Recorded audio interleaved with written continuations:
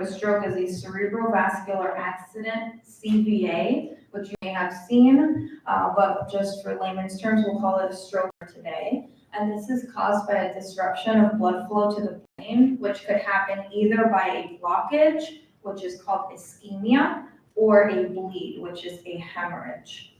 So blood is very important for the brain because the brain relies on this for oxygen and nutrients. So if the blood supply to the brain is cut off, it results in the neurons or the brain cells dying.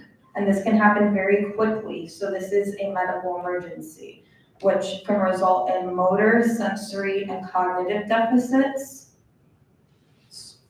or even death.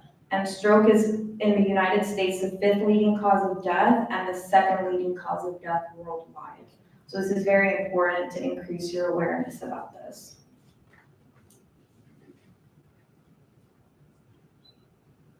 Sorry, I guess you're gonna have to click it for me. No worries.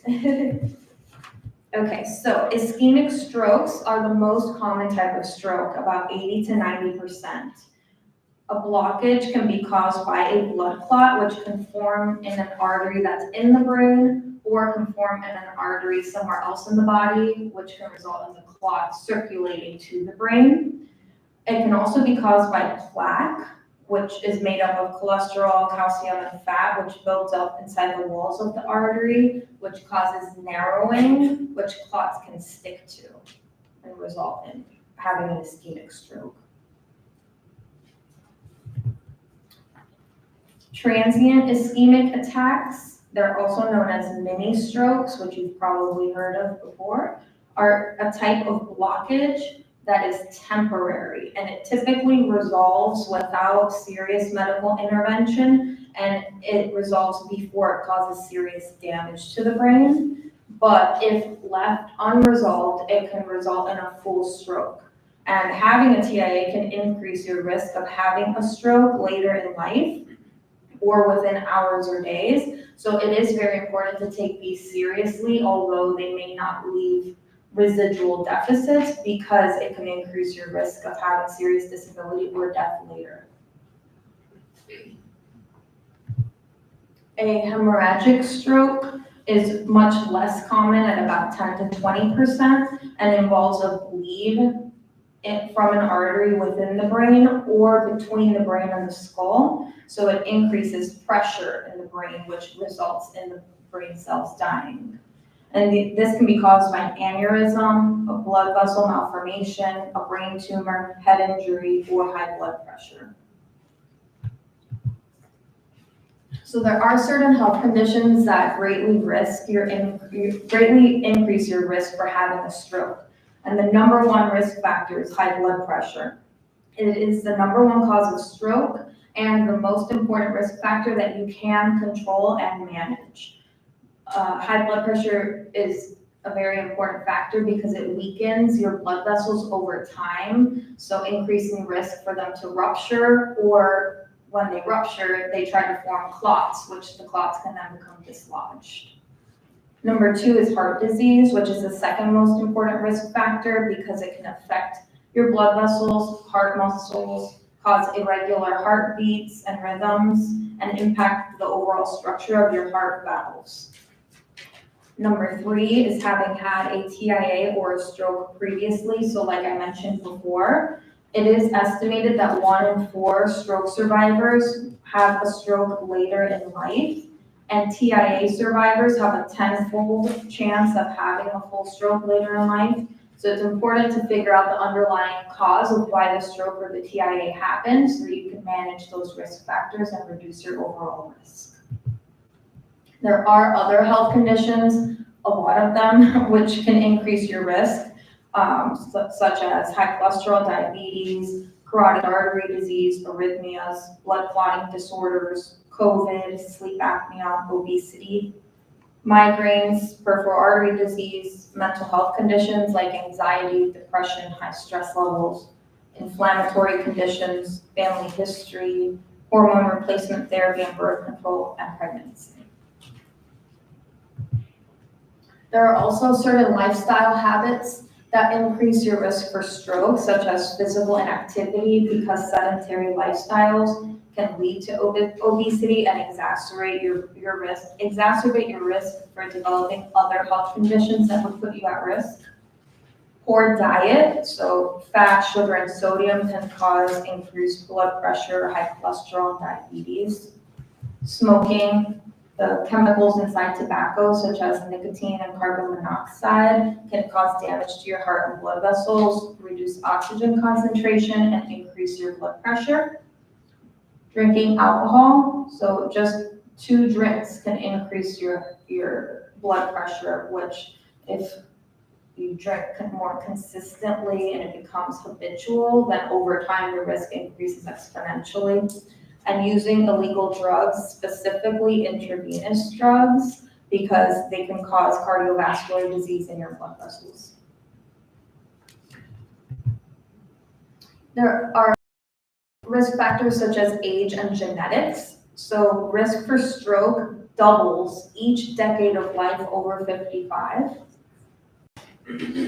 Stroke is more common among African American and Hispanic populations, and the incidence of stroke is nearly doubled compared to white populations.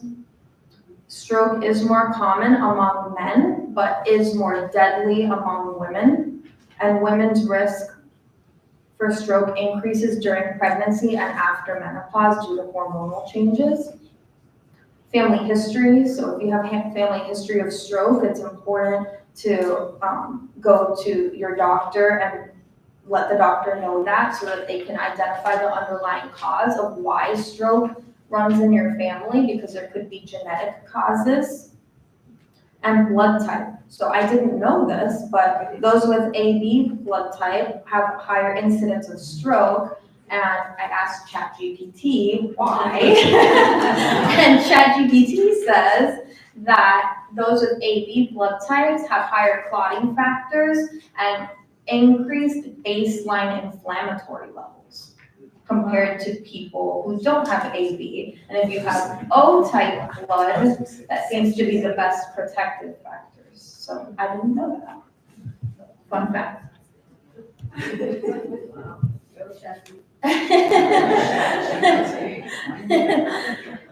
There are also social and environmental factors that increase your risk for stroke, such as lower socioeconomic status, because unfortunately that does exacerbate poorer diet and decreased access to resources on health information on how to prevent having a stroke. And geographical location, so the southeastern part of the United States, which didn't include Florida, because I guess Florida's in the south and not the southeast. But they are at an increased risk for stroke because of, I guess, the diet, and which is called the heart attack belt of the United States, because of like that southern diet with fried chicken and mac and cheese and all the good things. And also extreme temperature and air pollution. So I guess that does put us in the risk category because it does get very, very hot here. And the American Stroke Association does have a stroke risk assessment that you can take or provide to the seniors that you're serving so that they can understand if they are at risk due to marking off if they have these health conditions. So that's just a resource that they can access. And that's just the second page of it. So if you are in a high risk category, you should contact your doctor. And if you have any of those symptoms, you should contact 911, which we're gonna go over right now.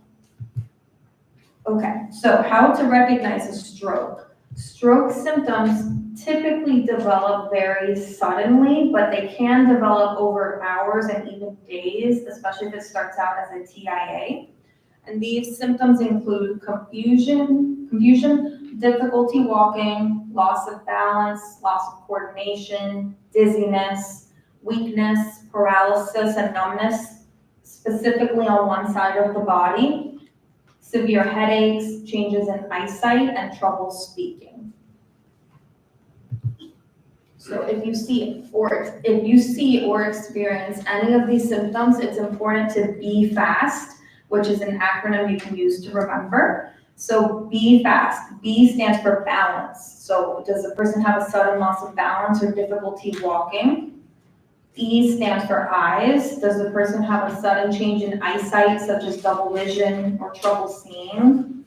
Face, does one side of the face droop when the person tries to smile? Is one side of the face numb? A, arms, does one arm drift when the person tries to raise both arms? Is one arm weak or numb?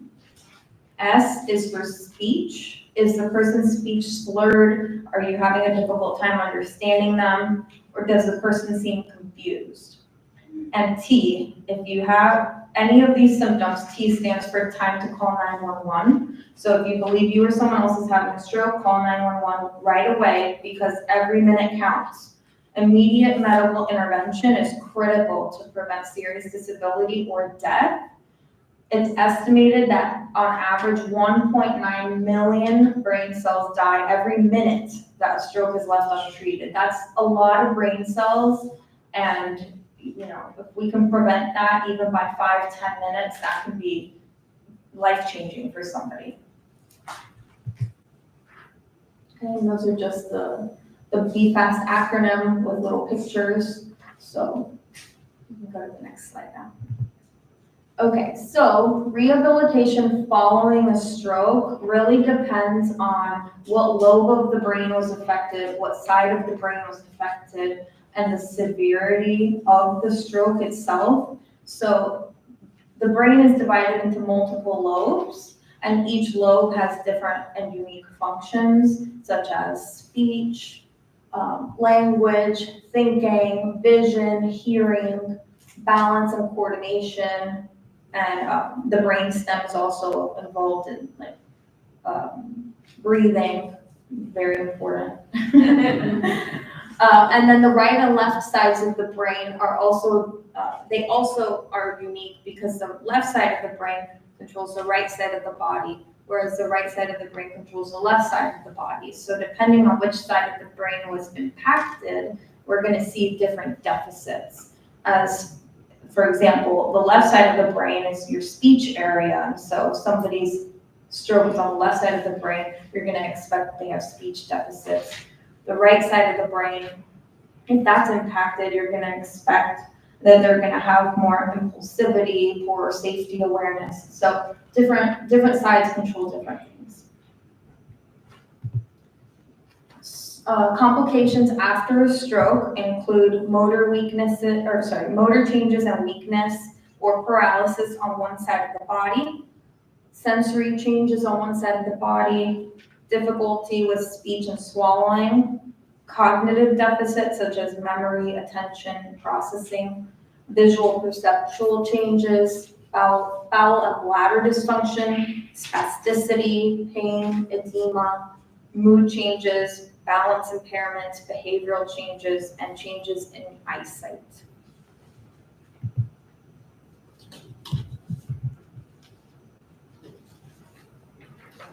So rehab after a stroke takes on a multidisciplinary approach involving speech, occupational therapy, and physical therapy. Obviously, nursing is heavily involved, but just from a rehab therapy perspective, we're going to address self-care, mobility, communication skills, swallowing, cognitive skills that are required to restore a person's prior level of function to the best of their ability, or make modifications and compensations to allow the person to return back to that living situation. We place high emphasis on regaining the maximum level of independence, reducing fall risk, reintegrating back into the community, or any alternative discharge setting if more support or higher level of care is needed, and educating caregivers and family members, and promoting mental health wellness, because having a stroke can seriously impact a person's psychological well-being. As you can imagine, very life-changing if one day to the next you can no longer walk or talk or swallow. So therapy addresses mobility, self-care skills, homemaking, upper and lower extremity strengthening, coordination training, sensory training, cognitive skills, swallowing, environmental modifications, visual perceptual retraining, edema management, splinting of any contractures due to the spasticity or tone changes in muscles. So we do a lot and we work a lot as a team. And sometimes our therapy disciplines overlap each other, and it's hard to tell, if a family member or even the patient says, well, why are you walking with me? This is OT. And then they ask PT, well, why are you helping me get dressed if I'm supposed to walk?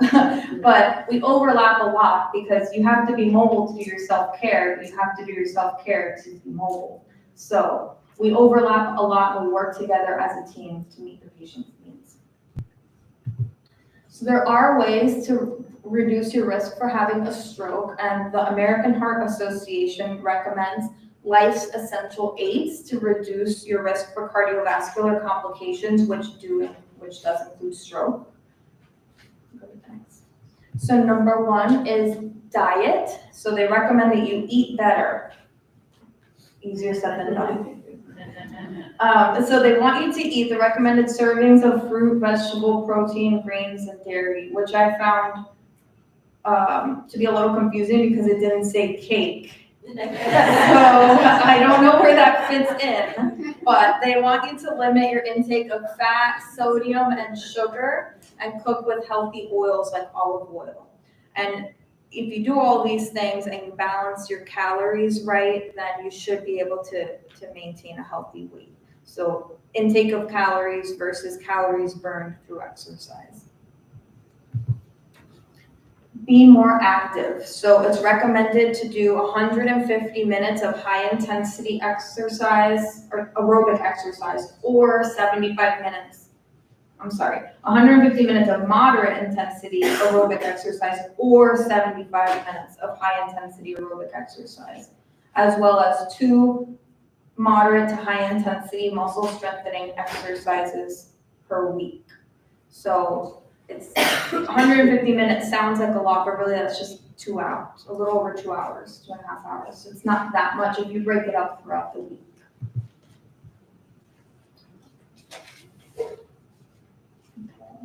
Quit tobacco. So this does include cigarettes, e-cigarettes, vaping, chewing tobacco, or any other type of nicotine products. Smoking is the #1 cause of preventable death in the United States, and you should also avoid secondhand smoke. Get healthy sleep. So it's important to try to get as many hours of sleep at night as possible, 7 to 9, which I don't think I even get 6, but sleep does promote healthy cardiovascular and brain function, and it is restorative to the body. So maintain a healthy weight. The American Heart Association recommends a body mass index, or BMI, below 25, which is the ratio of your weight in kilograms divided by your height in meters squared. So it does not take into account muscle mass, which can sometimes be problematic because it might say that your BMI is over the recommended range, although you are a healthy person. So just go by the recommendations of your doctor. Increased body fat percentage is linked to higher risk for other risky health conditions such as high cholesterol, diabetes, and high blood pressure. Controlling your cholesterol levels. So bad cholesterol, also known as LDL, can build up and clog the inner walls of your arteries. So in order to keep this number down, you would want to replace saturated and trans fats with healthy fats, participate in aerobic exercise, and monitor your cholesterols as directed by your doctor. And if you do have high cholesterol, take your medication as prescribed. Manage your blood sugar. So high blood sugar can damage your organs, blood vessels, and nerves. So you want to limit your sugar intake and participate in aerobic exercise because this can help reduce your blood sugar levels. Monitor your blood sugar levels, including fasting glucose and A1C as directed by your doctor. And if you are diabetic, take your medications and take your medications as prescribed by your doctor, and implement a healthy diet and exercise routine. And lastly, monitor your blood pressure. So high blood pressure over 130/80 can weaken the walls of your blood vessels. So keeping your blood pressure in a normal range below 120/80 can help keep your blood vessels strong and healthy. Does anybody have any questions? No.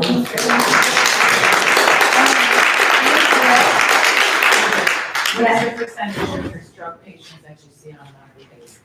Ooh, What was the question? percentage of stroke Percentage of stroke patients you see. How about the percentage within Palm City?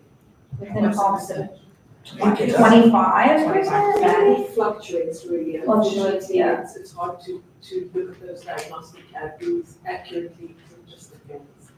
But I would say, in that range is 20% accurate, and then including the fact that we have long-term patients that have the long-term Right. effects of a CPA, which sometimes those are even more complex, because that's when the disability is already set in. We've got the spasticity, the depression, all of those other complexities.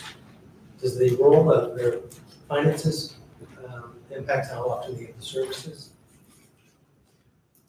Well, insurance, of course, is what we do, but we are obligated, because we are a Medicaid approved and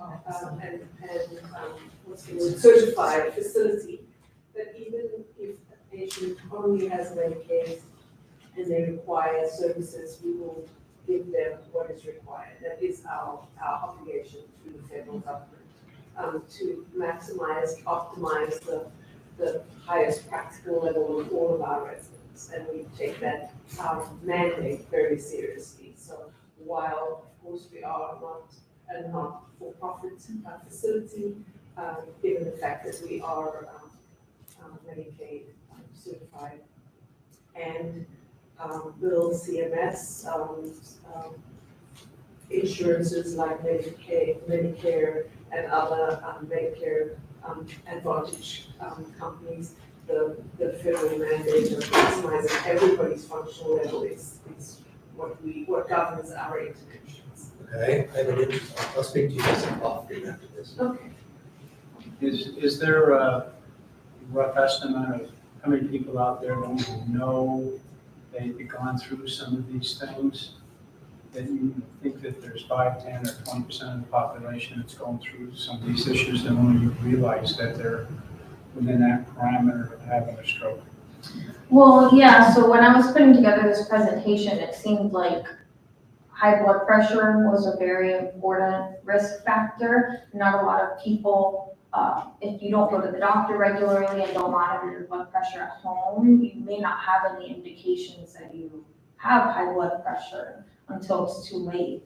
And so it seemed to be that high blood pressure really was the most important risk factor that people may not know about. Yes. Hey, so I saw that some of the signs and symptoms are very similar to what we normally see in dementia patients. How do you guys navigate through that, as far as, was this existing, or is this just a part of the dementia process that you're rehabbing? So that's what makes rehab so complex, because it's very rare that you get a patient who is only a stroke, because most of them have multiple comorbidities, unfortunately, and some of them do have underlying dementia. And there are certain dementias like vascular dementia, which form from having had multiple TIAs or some type of blood flow restriction to the brain, and then they end up having a full stroke. So it is important to understand their prior level of function thoroughly prior to rehab, so that we don't set expectations that we cannot achieve.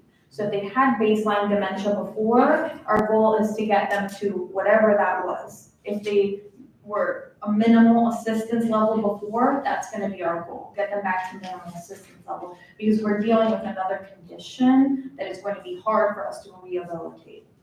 And I'm not saying by any means that you can't rehabilitate dementia, because there are studies that show that with repetition, they can learn. However, if you include now cognitive deficits from another condition like a stroke that impacted different areas of the brain, we're just dealing with a lot, if that makes any sense. And so that's why it's important to really talk to the family before, understand, and educate the family that we're rehabbing the stroke in conjunction with dementia. And that is tough, because we need them to be able to engage in certain therapy exercises if they've lost perceptual skills, communication skills. They may not have that capacity to learn those complex tasks. So our focus with dementia is repetition of tasks that they do regularly, things that they're going to be able to generalize, and not something brand new, complex that they have to learn. Yes. Yeah, regarding blood pressure, to keep it in the range that you had mentioned. Blood pressure is very funny because you can take your blood pressure 5 or 6 times a day and get a different reading each time. So Yeah. How do they figure out whether you have high blood pressure or not? A lot of people going into a doctor's office has white coat syndrome. Exactly, yeah. Sky high, you know, you can go home and relax and take your blood pressure and you're down there in the lower level. Right. So it's recommended that if you're monitoring your blood pressure at home, that you take it in the morning, the afternoon, and the evening after you've relaxed. So relax. If you wake up and you're doing your daily routine, sit and relax for 30 minutes and then take it. Sitting at a table with your arm elevated in front of you, supported on something. Because if you're tensing up, that can also affect the reading. So it's better to monitor it over time and take those readings with you to the doctor, rather than just go to the doctor and you're nervous, so your reading's not going to be accurate. And I also read an article where when you're in the doctor's office and you're having your blood pressure taken, a lot of the blood pressures that are taken over your clothing.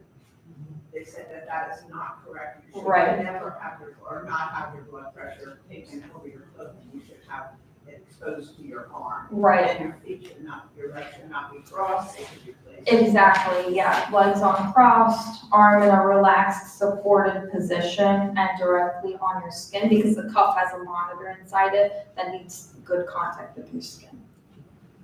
Thank you. Mm-hmm. Any other questions? Let's hear it again for Celeste.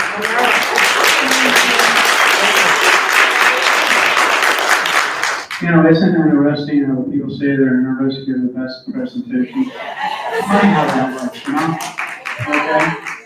So, and you can check them out at www, right? CalmCityRehab.com. Okay. All right. So anybody in here have any events that they want to talk about that are coming up? We have one we'll talk about. Anybody? Anybody? Okay, go ahead. We have a hurricane preparedness on June 3rd. We're bringing down William Lynch, who is from the National Hurricane in Melbourne. We'll also be talking about, have the Sheriff's Department there at the Council on Aging, the King Center. It's open to anybody. We'll have vendors there. We'll also have the Sheriff's Department talking about fraud and all of that. So it's going to be a great presentation. And I didn't bring a flyer, but on June 18th, we're going to be having a Holocaust survivor talk at noon about her experiences. She's one of the last people still alive from the Holocaust. So check us out on coamartin.org. Okay, fantastic. Go ahead. Hi, hi. I have a Live Well Expo 2025 that's going to be taking place on July 10th from 10 a.m. to 1 p.m. at Harvard Place in Port St. Lucie at 3700 Southeast Jennings Avenue. The guest speaker will be the Alzheimer's Association, and we have several different vendors there, senior helpers, Port St. Lucie Police. It's going to be there to educate, as we're doing here, and try to raise some money for the Alzheimer. We'll have a box there. We'll be giving away raffles, and we're gonna have smoothies. Keep it healthy. Thank you, Celeste. We're gonna keep it healthy. So I just want everyone to know it's a little premature, it's in July, but I know people plan vacations, and I just wanna let everyone know, and if I can get everyone's email, I will send them a flyer, and I'll let them know what's going on. Okay, thank you. And we have Catherine that has something to say this morning. We've got some great speakers coming up. In June, we've got Treasure Coast Hospice, Jenny V is gonna be here speaking. Coffee sponsor is Marty. Thank you for sponsoring. July 31st, Dr. Emerson from Coastal Orthopedics speaking on nutrition. Coffee sponsor Nicole with Harbor Place. August 28th, Medicaid Masters and Estate Planning. Wes Harvin's gonna do that. Coffee sponsor Christine with Elder Care Services. September, Bill and Catherine White, and our coffee sponsor, and they're gonna speak on behalf of what they do in the community. They're on the board with us. Our coffee sponsor is White Glove. And October, Dr. Radke's coming back since it's Breast Cancer Awareness Month. He's gonna speak about breast surgeries. We need a coffee sponsor for the month of October in case anyone's interested. All right. Sorry. November, there's no meeting. December 11th is our holiday party here, right in this room. January, we've got the guide program, Council on Aging, Martha County, they're gonna speak about the guide program. February, John Daly speaking on LifeWave. March, Treasure Coast Surgical Group. April, Dr. Josh Sabat. If you know of anybody that wants to speak next May, from May on, we're looking for that. So we're pretty booked. Yeah. Thanks, Tom. And we're getting tremendous response back from people saying, boy, I wish I could have been to that or whatever, but don't forget, this is all recorded. All your smiles are out to the world, okay? All right, yeah, go ahead. I just wanted to say something. I'm an RN in home health agency also, and I found out that Brian over at the Cane Center, if any of your clients need wheelchairs, canes, walkers, they have them there for donations. He will give it to you for nothing. You have to call them, okay? I didn't know if anybody knew that. Okay, so it's free, but you have to call them ahead of time or Marcy, and this way they can meet you at the storeroom. Okay, Brian is our senior navigator. We get donations all the time, even diapers and things like that. So if anybody's in need of anything, just call Brian. Ask for Brian on the other Leslie as well, but our senior navigators, and they will help you. So he's also the connection for Rise United, as well as Rise Doctor's Office is right anywhere else. As well, so that you have to come, our website is coamartins.org. And we have everything listed there. I think he's probably on, he's a senior navigator. How do you qualify for the live email? Just call, have somebody call. There's also a community coach in Martin, but if, you know, somebody needs to get to a doctor's office, please don't call at last minute, because I don't think you're ready to run for that. Like, you have to know that your doctor's taking this, let's say, you know, a week away, and then we can make sure that and Okay, thank you. So very quickly, we want to talk about our annual big deal that we do to obtain all the funds that we get to help our beloved local seniors. And this one this year is, third year in a row, will be at Treasure Coast Lexus in Fort Pierce on Route 1. Phenomenal facility, beautiful. I've been there last two, it's just a great time. I'll be careful when I read what we're going to call this because it does not parallel to the movies that some of you have made watch, which is 50 Shades Masquerade Ball. Has nothing to do with Don Johnson's daughter, okay? It does not do anything with that, okay? Or the song that they talked about this morning by Madonna. Like a virgin, right? Remember that? Okay. Right, that was brought up too. So it's going to be absolutely unreal. We have an MC I don't know if you know her, we get involved, we've known her for 10 years. Anna Valencia Tillery, anybody know her? Yes. Okay, how is she? Wonderful. Over the top, she, runs a big business, but she should be a comedian. She should be a movie star. She is unbelievable, and she's gonna MC this thing.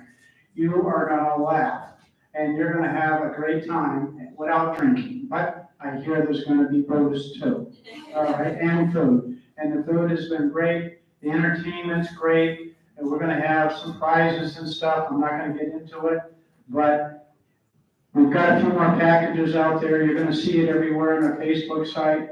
And let's get some sponsors. Let's go out and get some donations. Let's make this thing huge. Again, keep in mind that a lot of businesses don't have grants and stuff. So, we gotta get on it, get the money coming, get the money flowing. And we have meetings every month, and it gets closer every single week. And we're all volunteers here. All of us, we don't get paid, all right? Kelly brought me free coffee, okay, so that's good. And so we do this because we love our seniors, and we want to make sure we can help them the best we can. And this is one way to do it. Anything else, Catherine? No, sir, thank you. Okay, all right, well, everybody have a great day, and thank you for coming, the Treasurer Advocate for Seniors.